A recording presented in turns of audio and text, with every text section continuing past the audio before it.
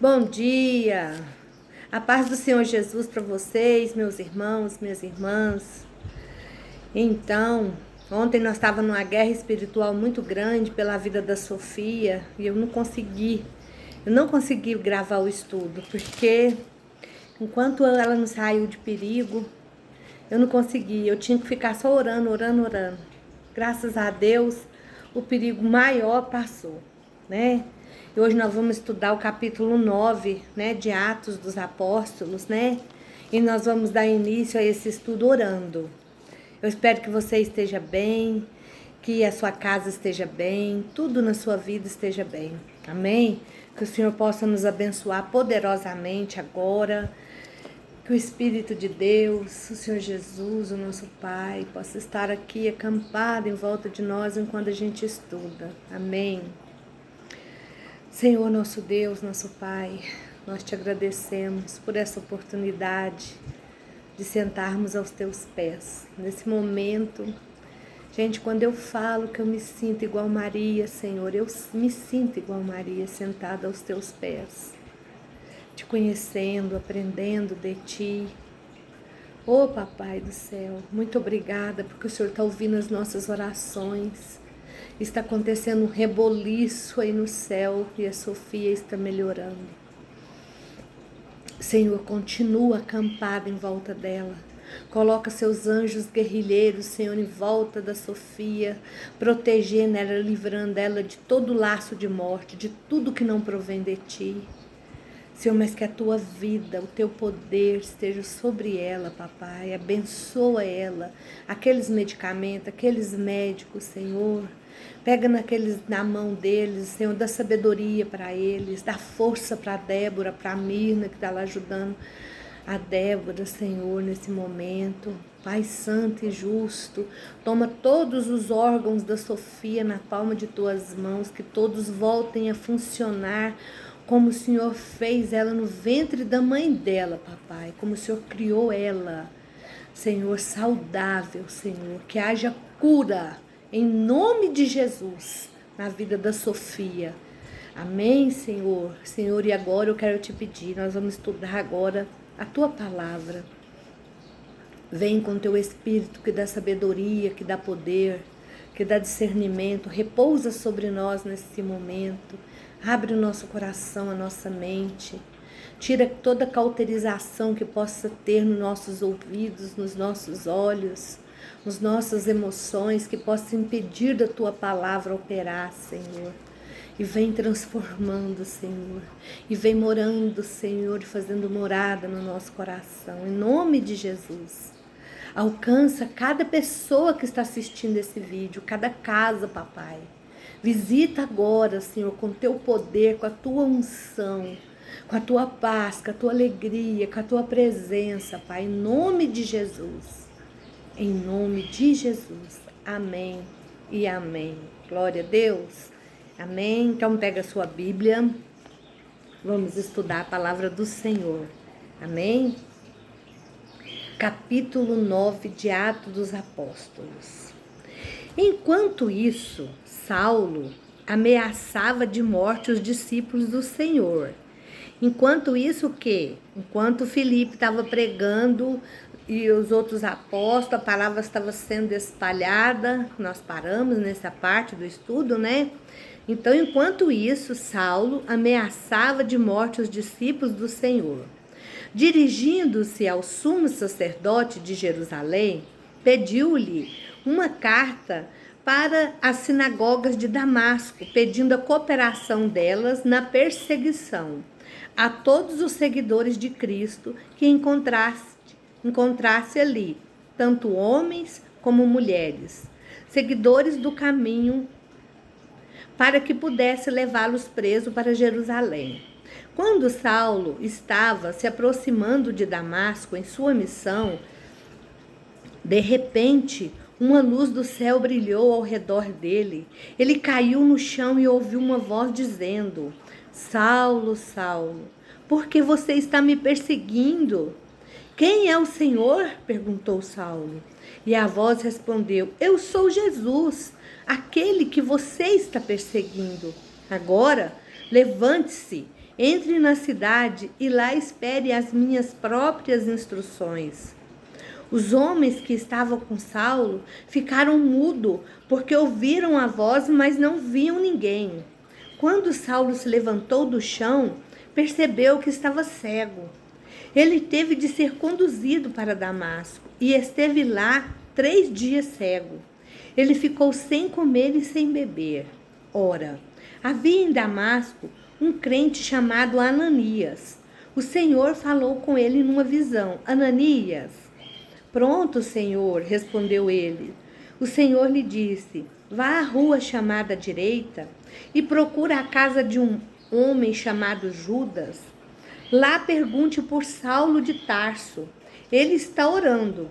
Eu lhe mostrei numa visão um homem chamado Ananias, entrando e impondo as mãos sobre ele para que ele voltasse a enxergar.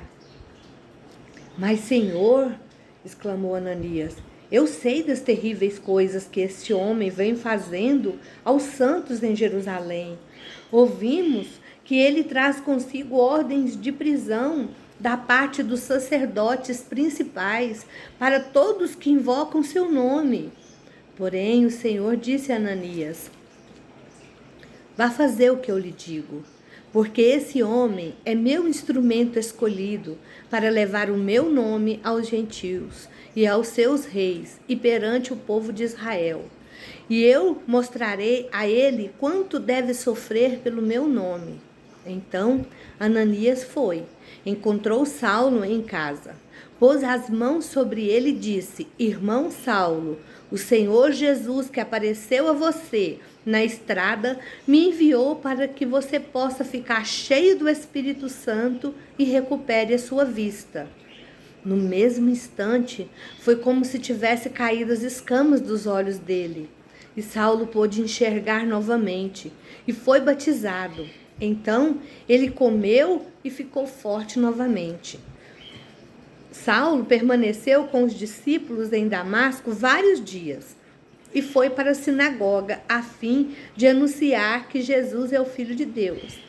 E todos os que ouviam Saulo ficavam maravilhados. Este não é o mesmo homem que perseguia tão ferozmente os seguidores de Jesus em Jerusalém? Perguntavam eles.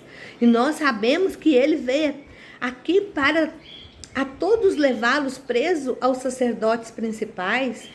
Saulo se fortalecia cada vez mais na pregação. E os judeus de Damasco não podiam resistir às suas provas de que Jesus era verdadeiramente o Cristo.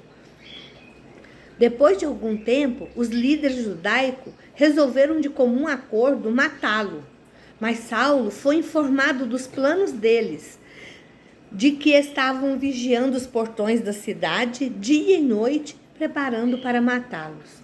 Então, durante a noite, alguns dos discípulos desceram Saulo num cesto através de uma janela no muro da cidade. Ao chegar em Jerusalém, ele tentou encontrar-se com os discípulos, porém todos estavam com medo dele. Pensavam que ele estava fingindo, que não fosse realmente um discípulo. Então Barnabé levou Saulo aos apóstolos e contou como ele tinha visto o Senhor no caminho de Damasco.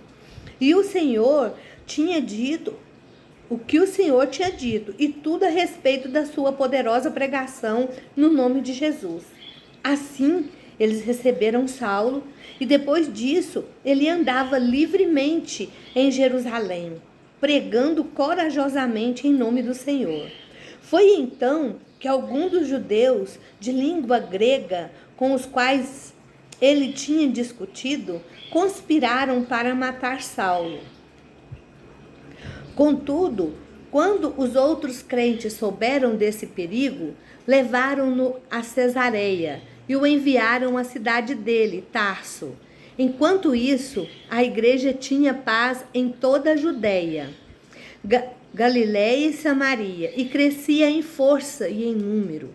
Os crentes aprendiam a andar no temor do Senhor e na consolação do Espírito Santo. Eu vou ler só até aqui, tá? Só para a gente falar sobre Saulo, que o Senhor mudou o nome dele, né? Não é que mudou, porque o nome dele, um é escrito em grego, o outro em hebraico, né? Então, nós vamos parar aqui no versículo 32. Eu vou até marcar aqui, nós vamos estudar até o versículo 31. Amém? Então, vamos começar, gente. Olha, você presta bem atenção o que Deus faz com quem persegue ele, né? Às vezes as pessoas estão te perseguindo, ora por elas. Porque Deus tem um poder muito grande, tem um propósito na vida dessas pessoas. Aí no versículo 2 de Atos, Saulo, posteriormente chamado Paulo, era tão zeloso por suas crenças judaicas. Então, no fundo, ele achava que estava fazendo a vontade de Deus, sabe? Então, ele achava que servia a Deus. Uma hora eu quero contar um testemunho de quando o Senhor me chamou para vocês. Que eu achava que eu servia a Deus, né? Então, ele achava que tinha que matar o povo tudo, que estava indo contra as leis de Moisés. Que aquele Jesus não era o Cristo, o ungido, o Messias que ia vir, né?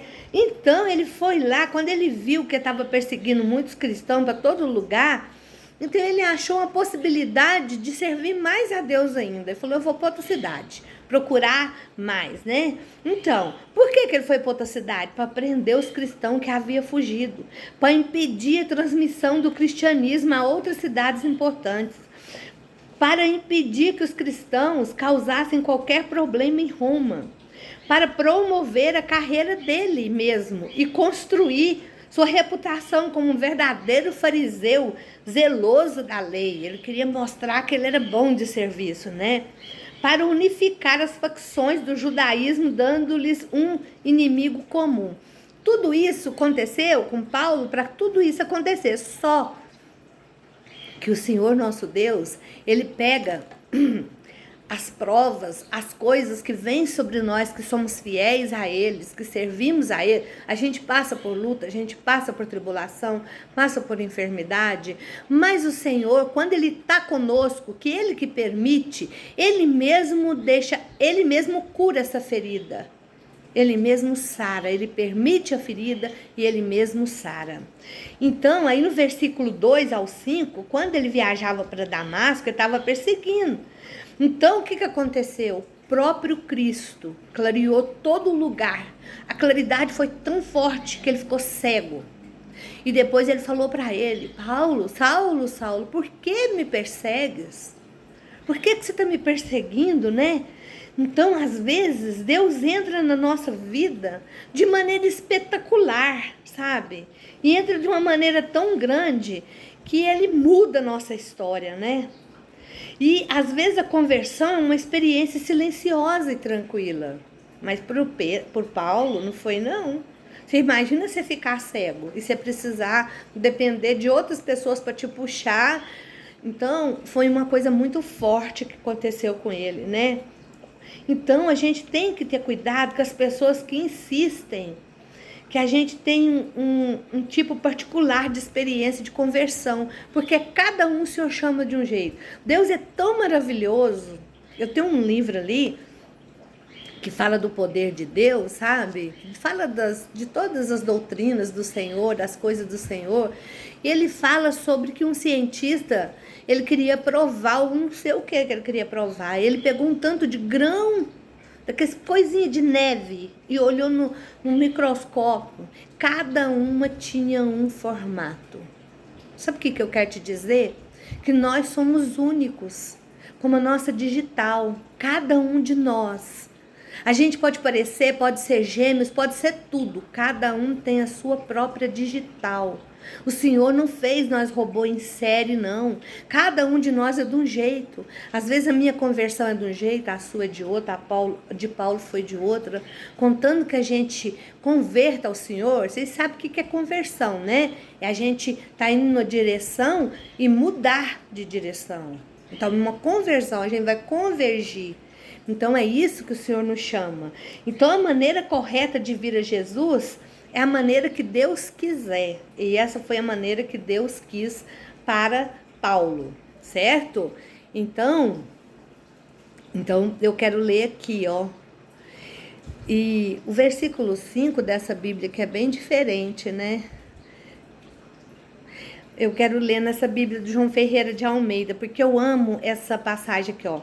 Lá no versículo 5 fala assim, ó, e ele diz, quem é, Senhor? E disse o Senhor, eu sou Jesus, a quem tu persegues. Duro é para ti recalcitar contra os arguilhões. Então, nessa Bíblia aqui tá faltando isso, sabe? E recalcitar contra os arguilhões. Sabe o que quer dizer isso? É dar... Tem um negócio assim, ó, uma tábua aqui, vamos supor, deixa eu pegar aqui um caderno. Aqui tem uma tábua e aqui tem um tanto de ponta de faca. Recalcitar contra os arguilhões é dar murro, sabe? Nessas pontas de faca. Então, quando Deus tem um propósito na nossa vida, sabe? Igual Deus tinha um propósito ali que o evangelho dele, o Senhor Jesus, fosse pregado a toda criatura. E o Paulo estava indo lá interferir. Aí sabe o que o Senhor Jesus fez? Cegou ele, derrubou ele do cavalo. Desce daí, fica aí, que eu vou te mostrar quem sou eu. Então, muitas vezes, a gente fica endurecido, não quer servir a Deus, não quer obedecer. Eu vou fazer isso primeiro, eu vou fazer aquilo primeiro, para depois servir a Deus. Você está dando murro em ponta de faca. Se Deus tem um propósito na sua vida, você pode ter certeza que ele vai chegar até você e até a mim. Amém? E continuando, por que é que Paulo quis ir para Damasco? Que era uma importante cidade comercial. E ela estava situada aproximadamente 241 quilômetros ao nordeste de Jerusalém, uma província romana da Síria. Várias rotas comerciais ligavam Damasco a outra cidade de todo o mundo romano. Então, Saulo pode ter pensado que se extirpasse o cristianismo daquele lugar, ele ia parar a obra do Senhor Jesus. Mas ele não entendeu nada, né? Aí a gente vê o que aconteceu. Então, Paulo se refere a essa experiência como o princípio de uma nova vida com Cristo. Lá no 1 Coríntios 9:1, ele fala sobre isso. No centro dessa maravilhosa experiência estava Jesus Cristo ressuscitado. Como a gente veio aí no versículo 17, né? E Ananias foi até a ele, entrou na casa dele, impondo as mãos, né? E falou para ele. Então, é como se ele tivesse morrido e nascido de novo. O Senhor estava ressuscitando um novo Paulo. E a gente pode ver que essa ressurreição de Paulo para a nova vida, a vida no Espírito, a vida em Cristo, foi uma vida poderosa. Tanto que ele escreveu várias cartas que nos ajudam até hoje. Então, Paulo reconheceu o Senhor Jesus, confessou seu próprio pecado, entregou a vida dele para Cristo, de verdade, sabe? Tem gente que não entrega a vida para o Senhor de verdade. Ele entrega só um pouquinho. Ele acha que o Senhor não entende. Então, eu vou contar uma historinha para vocês que eu escutei uma psicóloga contando para os meninos lá quando eu trabalhava na comunidade terapêutica. Um menino tinha um certa criança, um menininho, tinha uma coleção de bolinha de gude. E ele tinha muito ciúme dessa coleção. E tinha uma bolinha que ele gostava mais do que as outras. E um dia, a irmã dele ganhou uma barra de chocolate. Não sei aonde que ela ganhou, só sei que ela chegou com essa barra de chocolate. E o sonho dessa menina era brincar com essas bolinhas de gude. Só que aquela criança não deixava ela pegar as bolinhas de gude dele. Aí ele falou para ela, me dá um pedaço. Ela falou, não dou. Aí ele pegou e falou, se você me der o chocolate que você ganhou, eu te dou minha coleção de bolinha de gude. Aí ela pegou e falou assim, mesmo? Aí ela foi buscar a barra de chocolate. E ele entrou pro quarto para pegar a coleção de bolinha de gude. Só que ele tirou as bolinhas que ele gostava mais e entregou para ela o restante. Aí, de repente, ele olhou para ela e falou para ela, você me entregou tudo? Por que ele fez essa pergunta? Porque ele não entregou tudo. Então, muitas vezes na nossa vida, a gente não quer entregar tudo pro Senhor. A gente quer falar pro Senhor, ó, é só esse lado aqui que o Senhor pode mandar. Só esse lado aqui que eu vou te obedecer. Aí o que acontece? Nós somos crentes, igual está escrito lá nas cartas de Apocalipse, nós ficamos em cima do muro, a gente não é frio e nem quente, a gente é morno. E o Senhor fala que Ele está a ponto de vomitar nós da presença dEle quando a gente está assim. Ou a gente serve a Deus ou a gente serve o mundo. Não tem como a gente servir as duas coisas. É igual o Senhor falou do dinheiro. Ou você vai amar um e vai entristecer o outro, ou você vai entristecer um e amar o outro. Então Paulo aqui, ele achava que amava a Deus.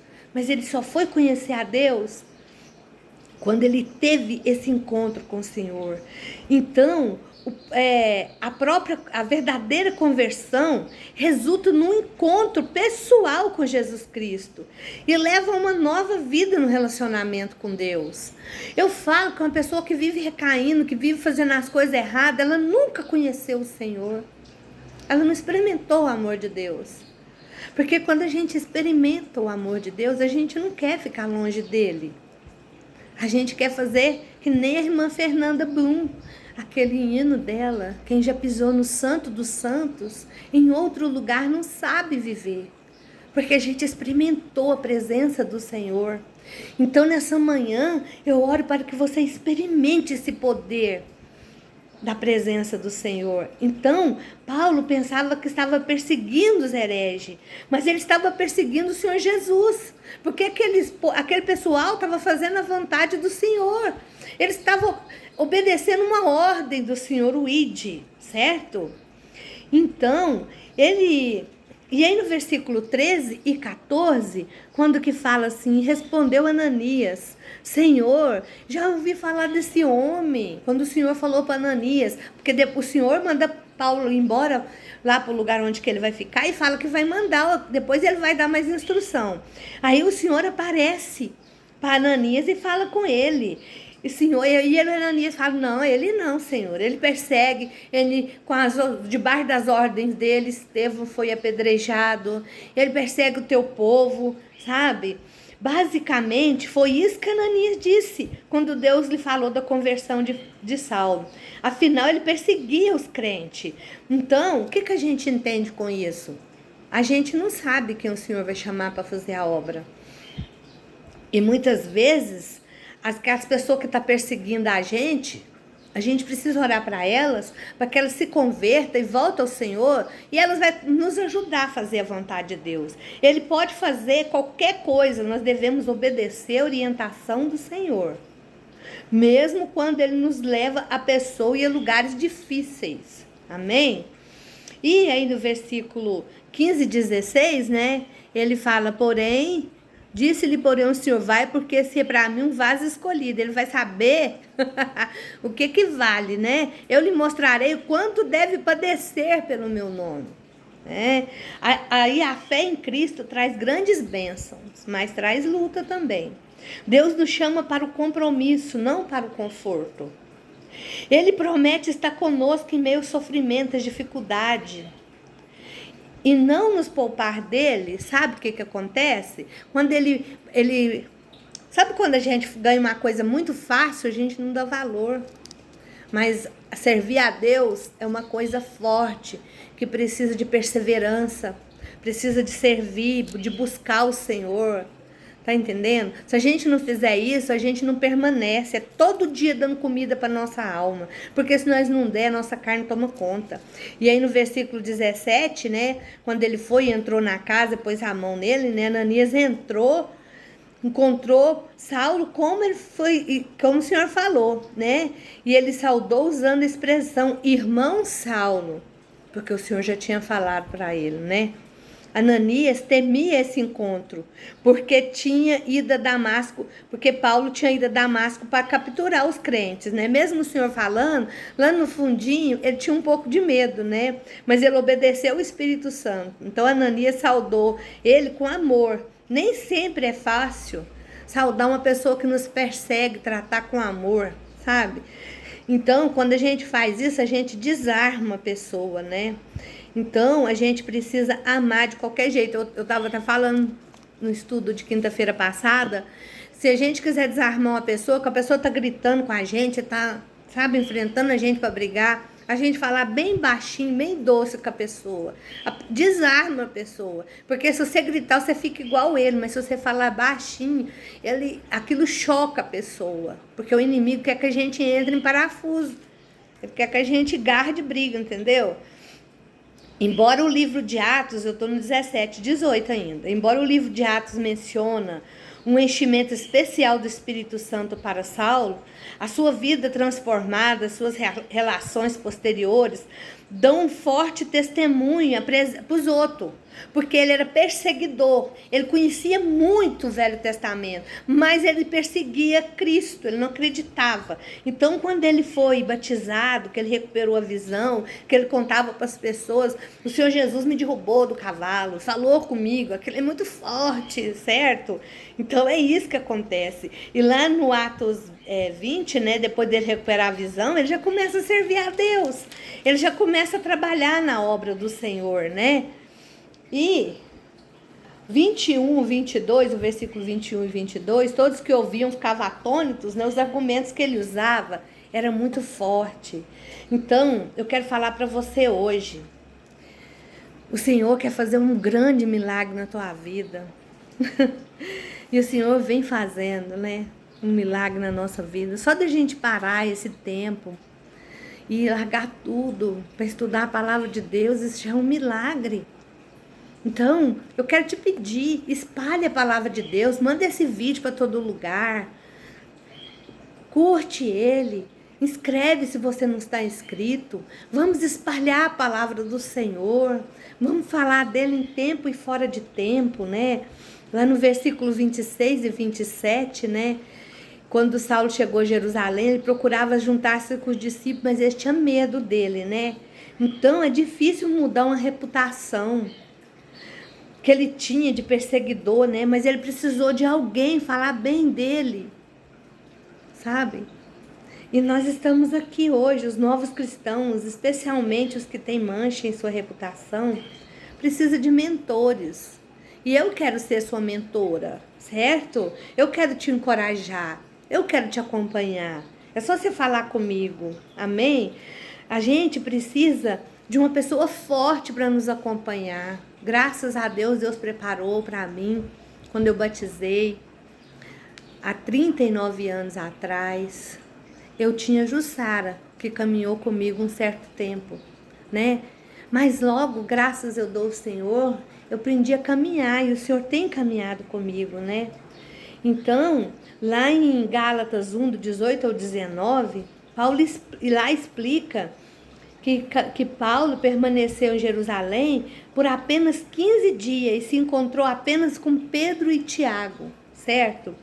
E estudando a palavra do Senhor, eu tenho a outra Bíblia que eu tenho, fala do que aconteceu com Paulo. Ele foi para o deserto e lá o Senhor falou com ele. O Senhor ministrou ele, porque ele não andou com Jesus. Mas o Senhor ministrou ele. Depois eu quero ler isso para vocês, amém? E eu oro a Deus para que amanhã dê tudo certo, para a gente gravar, né, o nosso estudo bíblico, né? Nós vamos terminar o capítulo 9 de Atos amanhã e vamos ver um pouco do capítulo 10. Então, gente, sexta-feira eu vou viajar, vou ficar mais de uma semana fora, né? Mas de lá onde eu estiver, eu vou tentar mandar uns vídeos para vocês mostrando, vou descansar e logo que eu chegar a gente continua o estudo, amém? Deus abençoe a tua vida, a tua casa, a tua família, os teus filhos. Deus abençoe as suas mãos. Que tudo que você tocar possa ser abençoado. Que a paz do Senhor esteja sobre a sua vida. Amém? Fica com Deus.